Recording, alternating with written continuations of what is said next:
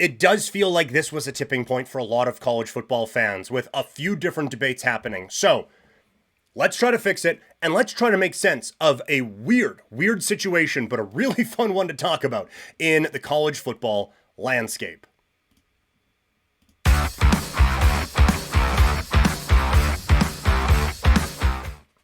Didn't mean to do that, but it worked.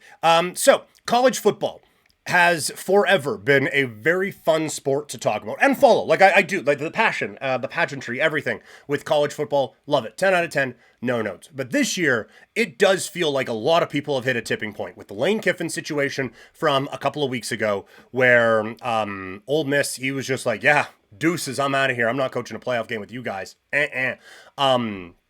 And that whole situation, and then talking about the calendar and why, like, he's kind of put in that situation that he needs to be, needs to make that move and get out of there when he did.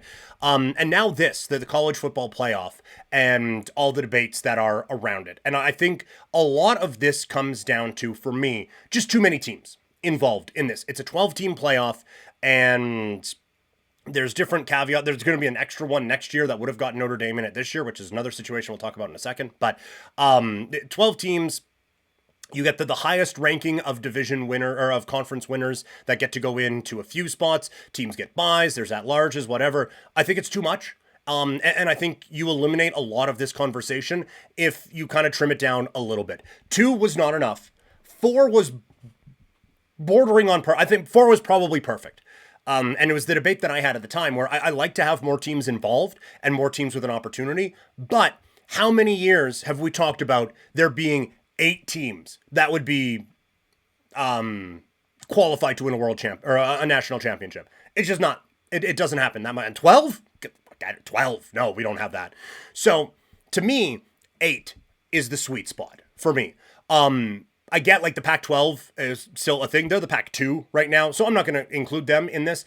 4 conference champions to me, like the 4 big ones, right? The ACC, the Big 10, the Big 12, and I forget which one I said off the top, but whichever one of the ACC and SEC I didn't mention off the top, them. So the 4 conference champions, I would have 2 group of 5 champions getting in, and then 2 at-large bids. And that completely eliminates the situation like we had with Alabama, because now winning that conference championship game is vital instead of what has played out. So with the Alabama situation, I can really genuinely see both sides of this. On the one hand, having a 3-loss team get in does feel a little bit ridiculous. And kind of getting lost in all of this is the BYU situation, where they were coming in a top 11 ranked team in the college football rankings that they put out every single week, which is a bigger discussion. But they were, according to those rankings, they would have been in. And then they go play in the conference championship game and they lose, and now they're bumped out of the college football playoff. So I can see where you get a little bit frustrated by that if you're BYU. And now look, like we lost our conference championship game too. Why is them with 3 losses getting in over us with 2 losses? I also, though, understand, and why I have sympathy for the BYU point, I also understand where Bama is coming from. If you're going to punish Alabama for losing in their conference championship game to Georgia, which they did, and knock them out, and put Miami, who didn't even play in their conference championship game, maybe should have. Weird setup that Duke wins it. But still, like, if you're going to punish Alabama for losing in the conference championship and put in Miami, who didn't even get to their college championship, I can see where they would get a little bit frustrated with that sort of a situation. That's why I think my 8 is perfect, because now you essentially make the conference, you don't essentially, you do. The conference championships are a qualifier to get into the college playoff. Instead of, well, if they lose, then maybe they can still, and if they win, maybe just take it all out. Conference champs in, and just a couple at-larges, and that's it. So that if you have a situation like you have in the Big Ten title game with Indiana and Ohio State, then where they are obviously the top 2 teams in the country on resume, on all of that, then you still have an opportunity to put them in. And it's not, well, hey, Tulane gets a spot over Ohio State. No. They were more deserving, trust me. You still kind of budget for some of that, but not for as much as, well, Alabama with 3 losses, they're able to get in. at the end of the day, I think Alabama being in, God, I really do see both sides, but I don't love it. They've lost twice to Georgia, and another couple of just like questionable loss or even questionable wins. Sorry, along the way. I think if you don't want to be put in a spot to lose like that and have your season end in that conference championship game in that way, then don't lose earlier on in the season. Be more impressive against Auburn at different time or at the time where you played them in the Iron Bowl and everything like that. I feel like you can still take that conversation away from people. It is just this year, specifically because of how it all lined up, you can really make a very compelling case that Alabama deserves to be in.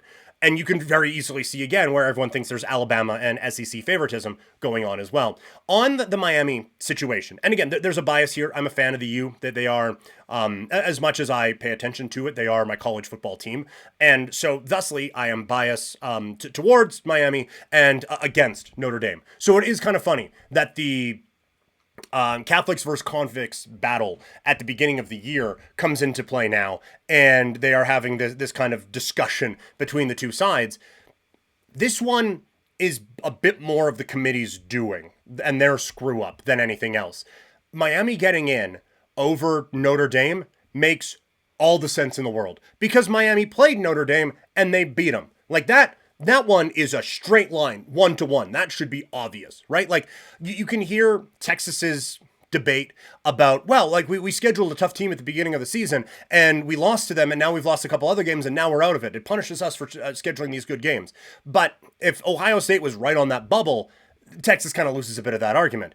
Now, I still think they could have something, but still, for Miami and Notre Dame, you played each other. Like, this is to decide who the 12 best teams are to have a shot at the national championship. If you lost to one of them, then, and they're right on the bubble, then you just don't get in. Like, that is obvious to me. So the problem, though, is that the Fighting Irish were ahead of Miami in the rankings before last week's games.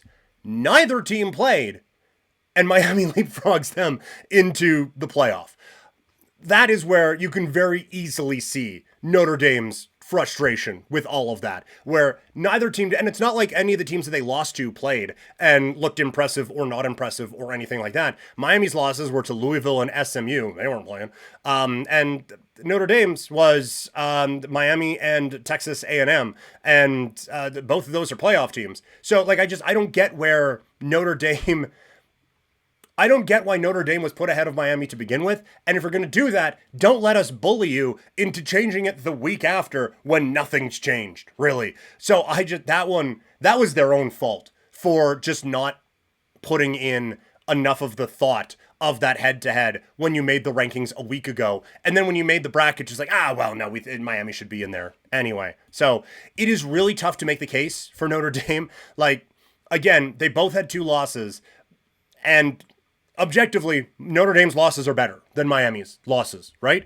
Because Notre Dame has lost to 2 teams that are now in the playoff. The problem is if you are trying to convince me that Notre Dame's loss against Miami is good because Miami is a really good team deserving of being in the playoff, well, we're debating against Miami. So you kind of lose that debate too. So it was entirely the process that was screwed up. And then Notre Dame getting all boo-boo face and being like, we will not play in a bowl game in this upcoming season now. Like, that's just, like, get over yourselves, get over it. I understand that the rest of the college football bowls have become the NIT, and no one really wants to play in any of them, especially these teams up at the top. But you are now even if a bunch of your seniors weren't going to play and a bunch of your draft eligibles were going to rest, you are still denying the players on your team a growth opportunity in a big spot, a unique experience of playing in a bowl game, and all of these different things. Like, I feel like it is really, really pouty from a Notre Dame team that a couple of seasons ago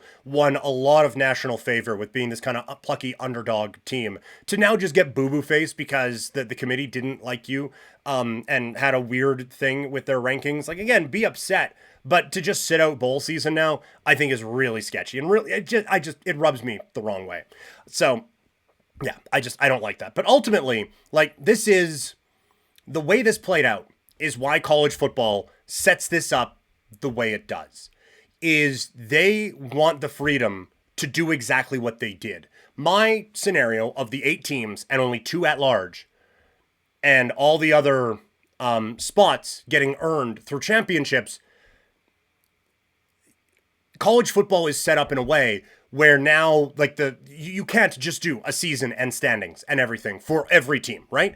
Because of how many teams there are. You're not going to have a 134 game round robin and figure out who the top teams are. You do have to break it up into conferences, but then to be able to win your conference, that should be enough. However, because it's been set up in this way for forever with rankings and everything like that, and now it's this playoff with some loose criteria here and there, they have it in a way where they can pick the matchups. And it allows you this freedom when you have it being a little bit loose, where, yeah, the top ranked conference winners will be in there, but we get to pick the other ones, and maybe the merit doesn't always matter, but we're going to make it look close enough. If you get a team that is a big enough draw that's close, they're going to get in 9 times out of 10. They want the freedom to be able to put that in. They don't want to lock into conference champions only, because you get a year like this where Indiana's a conference champion and Duke's a conference champion and all these non-power schools are winning these titles, and Ohio State's on the outside looking in, and Alabama's on the outside looking in, and Texas is on the outside looking in. You get all these different things playing out in this way. This gives them the freedom to still put their draws in. It's the same reason why boxing and MMA doesn't go with a standings-based format. It's their own rankings and their own wins and stuff like that, so that if something is close, we can use the tiebreaker of, well, who's going to get us the more money, who's going to get the bigger ratings, who's going to do all of that. So it is the way it is designed for reasons exactly like this. So they can cherry pick. Alabama gets to go in over, pick a team, right? And they get to go with Miami in a spot over maybe a more deserving team, or this, that, or the other thing, right? So they don't want to lock themselves into the most fair way of putting together a tournament, because then some years you don't really get to pick the superstars, and that they get to do this here. I'm not a big conspiracy theory guy. I just think that the facts are they want to be able to at least break the tie with the sexier option going forward for them. But either way, college football, just full of talking points.